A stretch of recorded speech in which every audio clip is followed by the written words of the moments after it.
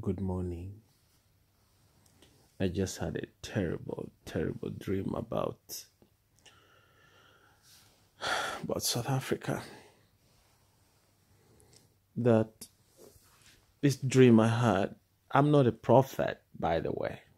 I'm not that kind of these crap people who basically claim that when they have something to think about, to talk about, then they would go public and say they had God spoke to them. Not me. Nah. Me, I just had a terrible nightmare. And I want to share my nightmare with you, the rest of the world, more especially my fellow South Africans, my friends in South Africa. Julius Malema, I dreamt that he was about to, he was inciting violence through his speeches, hate speech. And he has even managed to convince the president, what's his name again? Ramaphosa, that they work together on the aspect of land restitution policy, that they have to grab land from the white minorities and redistribute the same land to the black majority.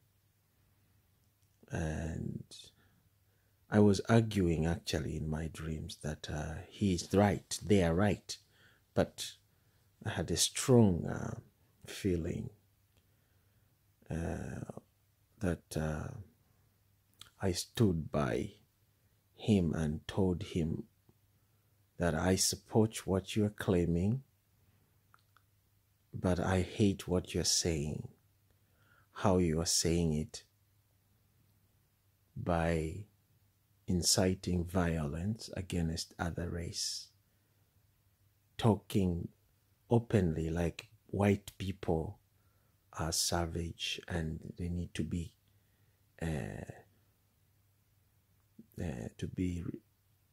dehumanized. They need to be chased out of South Africa. They don't have the legal right or the birthright to live in South Africa, yet the Constitution of South Africa recognizes them. The Constitution, which is the supreme law of the land.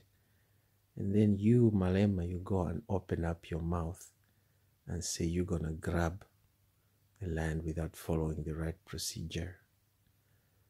And busy speaking so negative about your people of a different color. I find that really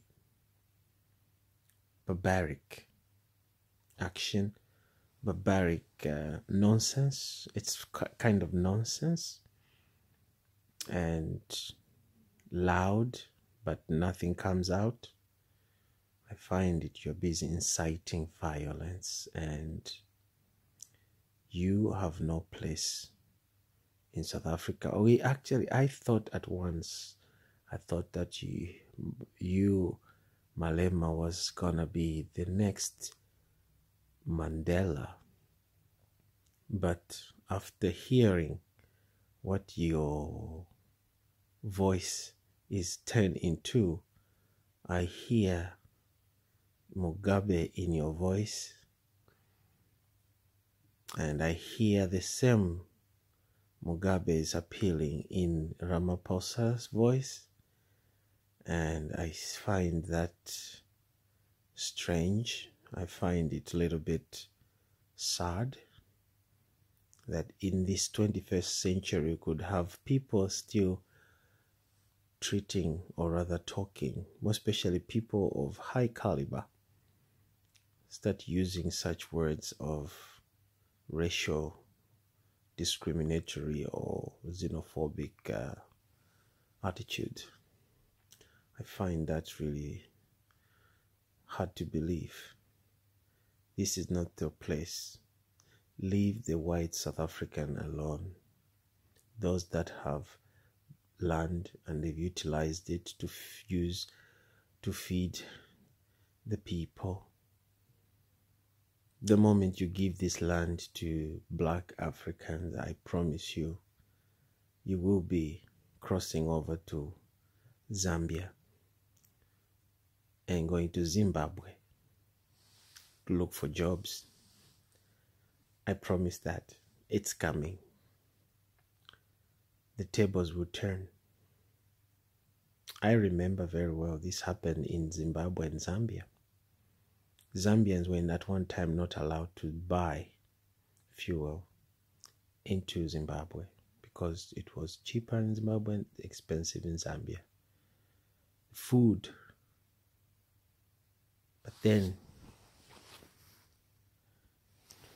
But then things changed. The tables were turned. Karma sometimes work. So leave the white South African alone and allow you guys to work together and find common grounds that you can hold on to, and like name calling, hating one another. On that one, I promise you, you're gonna lose your legacy. And it doesn't matter, because you're known to be violent and vulgar language, and please desist from that. Mr. Ramaphosa, Your Excellency, don't disappoint us. This will be on your head during your regime, during your reign. So you have to be smart. Don't just back out like that. Speak for all South African, not just one side, just because you are black. No. If you want the rest of the world to respect you, just listen to Madiba's speeches and follow that. That's my advice. Listen to Mandela's speeches, play back, and look at the man's vision, what he had planned South Africa to be. Same applies. Same goes to you, Malema. No one has been the president. The white people have already lost their place on the leadership, running the country. The country has been run by black presidents. And look where it has turned, what it has put you into. Where are you today? Are you going forward, or you are going backward to the Shaka Zulu's era? The primitive time when people didn't want to sit down and reason but to using spears. And of course, the British or the white came with the guns, because that was the time when people were not using diplomacy. They were using survival of the fittest attitude. The stronger, the better. But today, no. Today we use our heads. Today we use dialogue. We sit around the table and discuss matter and find common solutions where both parties at least contribute and understand and accept. So, you South Africans that are busy talking of violence, please desist from that and leave your fellow white South African alone.